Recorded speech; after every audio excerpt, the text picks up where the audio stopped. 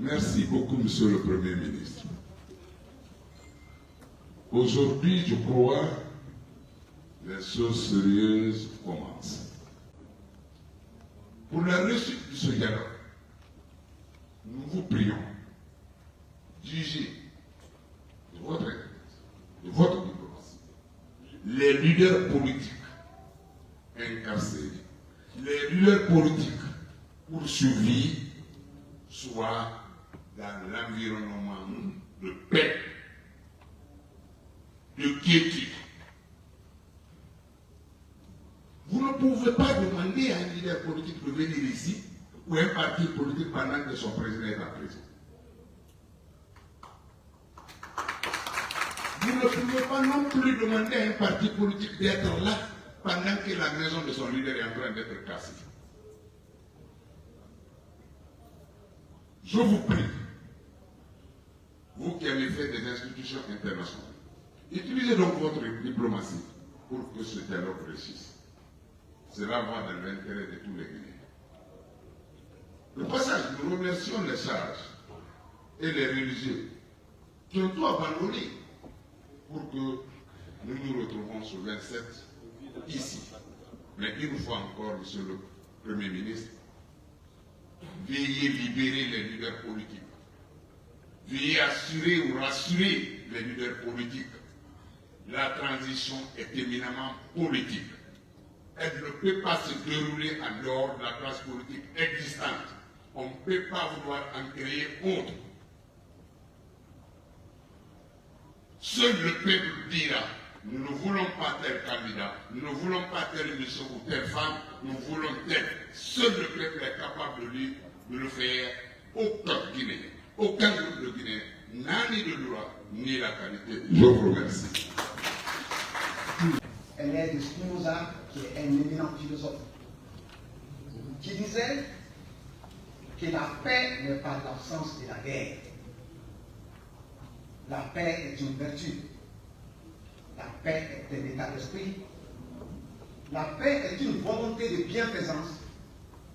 La paix est une volonté de confiance et de justice. Les trois mots sont lâchés. Pour bâtir la paix, il faut de la bienfaisance. Pour bâtir la paix, il faut de la confiance. Pour bâtir la paix, il faut la justice. Posons la question de façon très sincère. Nous qui sommes dans cette salle, nous acteurs politiques, existe-t-il aujourd'hui de la bienfaisance entre nous dans ce pays? Je répondrai non. La solidarité a disparu. Existe-t-il la confiance entre nous dans cette salle? Je dirais non. Ne faisons pas la politique de l'Autriche. Il n'y a pas de confiance. Entre les acteurs politiques, nous nous regardons en chien de faïence. Entre nous et le CNRD, nous nous regardons en chien de faïence. Entre le gouvernement et nous, nous sommes à couteau tiré. Il n'y a plus de confiance. Existe-t-il la justice? Nous avons une justice aujourd'hui chancelante.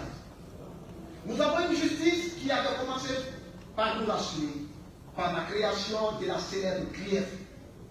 Oui, tous les acteurs politiques ou administratifs qui ont eu un jour à gérer les deniers publics doivent se soumettre à la reddition des comptes. C'est la nécessité. Mais le schéma aujourd'hui qui sous-tend la démarche de la CRIEF commence à devenir de plus en plus inquiétante. Or, Monsieur le ministre, il a été dit deux choses ici, par l'orateur d'abord, par vous, Monsieur le Premier ministre, vous-même, lorsque l'orateur a dit que nous voulons avancer ensemble pour écrire l'histoire. Vous avez enchaîné en disant que notre objectif, c'est de bâtir une Guinée paisible. Dans le mot paisible, vous avez le mot paix.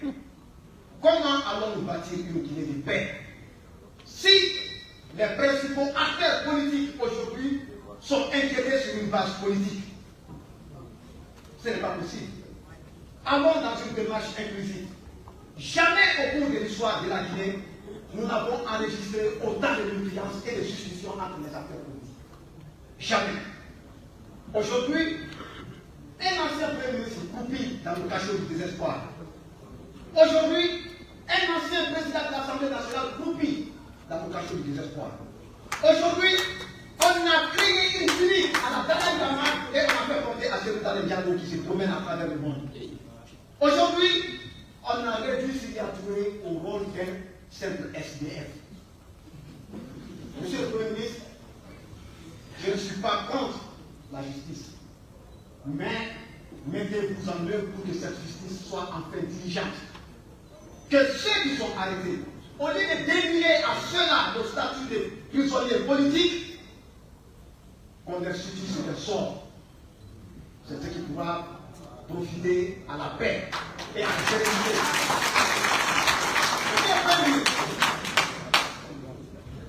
On a toujours dénié que Ibrahim Akassori Fofana n'est pas un prisonnier politique.